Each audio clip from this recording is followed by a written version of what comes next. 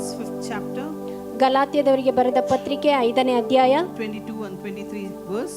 22-23ನೇ But ವಚನ. the fruit of the Spirit is love, ಆ ಪವಿತ್ರಾತ್ಮನ ಒಂದು ಫಲ ಏನೆಂದರೆ ಅದು ಪ್ರೀತಿ, joy, ಸಂತೋಷ, peace, patience, ಆ ಒಂದು ಸಮಾಧಾನ, ಸಂತೋಷ, kindness, goodness, ಕನಿಕರ, ಒಳ್ಳೆತನ, faithfulness, gentleness, and self-control. ನಂಬಿಗಸ್ತಿಕೆ, ಸ್ವನಿಯಂತ್ರಣ. Hallelujah. Hallelujah. These fruits you will bear. ಈ ರೀತಿಯಾದ ಫಲಗಳನ್ನ ನೀವು ಕೊಡುವವರಾಗ್ತೀರಾ. Why God has given this self-control? ದೇವರು ನಮಗೆ ಸ್ವನಿಯಂತ್ರಣವನ್ನ ಕೊಟ್ಟಿದ್ದಾರೆ. That is one, we can do it. ಅದರ ಅರ್ಥ ಏನು ಅಂದ್ರೆ ಅದನ್ನ ನಾವು ಮಾಡಬಹುದು ಅಂತ.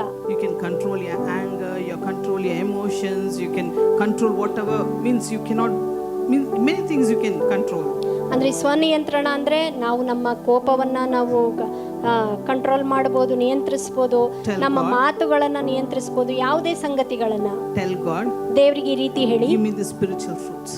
ನನಗೆ ಆ ಒಂದು ಆತ್ಮಿಕ ಫಲಗಳನ್ನ ಕೊಡು ಕರ್ತನೇ, Fill me with the spiritual fruits. ನನ್ನನ್ನು ಆ ಒಂದು ಆತ್ಮಿಕ ಫಲಗಳಿಂದ ತುಂಬಿಸೆಂಬುದಾಗಿ ಕೇಳಿ.